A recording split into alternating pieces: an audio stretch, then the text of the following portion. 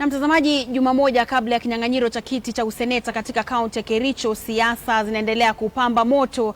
Naibu Rais William Ruto anakabiliwa na wakati mgumu kutoka kwa waasi wa chama chake cha URP wanaompigia upatu mgombeaji wa kiti hicho kwa tiketi ya KANU Paul Sang. Seneta wa Baringo Gideon Moi na gavana wa Bomet Isaac Ruto wamepeperusha bendera ya KANU huko Kipkelion Mashariki hii leo. Mwanahabari wetu Lofty Matambo anatupa picha ilivyo.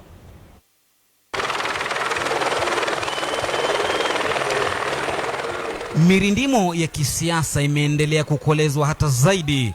Gavana wa Bomet Isaac Ruto akiongoza waasi wenzake wa chama cha URP na kumpigia debe mgombeaji wa kiti cha useneta cha Kericho kwa chama cha KANU.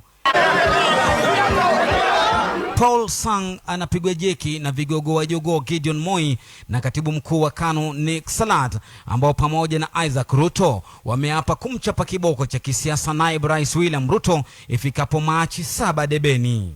Ya mama yake peke yake. Hata mama wetu wako na haki kwa hiyo pesa. Si ndio? Si hata nyinyi mko na haki? Hii leo wana-KANU walitifua kivumbi cha kisiasa katika maeneo ya Kipkelion Mashariki.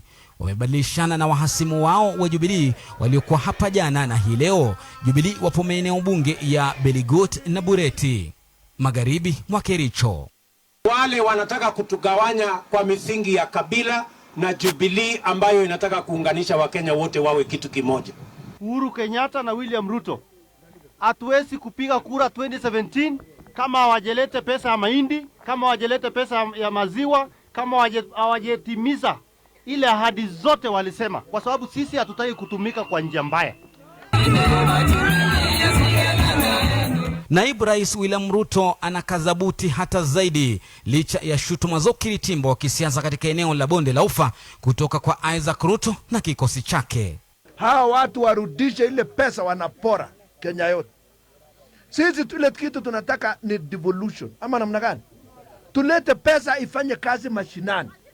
Siku 8 pekee zimesalia mbivu na mbichi zijulikane katika miereka ya kisiasa inaonekana kuwa kioo cha uchaguzi mkuu mwakani kati ya muungano wa tawala wa Jubilee na vyama vingine vinavyoonekana kukinai muungano huo. Kiti cha seneta Kericho kiliachwa wazi baada ya Charles Kiteri kuteuliwa kuwa waziri wa kawi mwaka jana.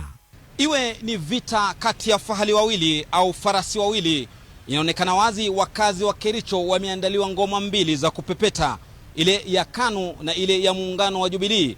Hata hivyo, vuta nkuvute iliyopo katika muungano wa Jubilee kuhusiana na sakata ya NYS inaonekana kuitia nyufa ngoma ya Jubilee. Lofty Matambo, KTN leo wikendi.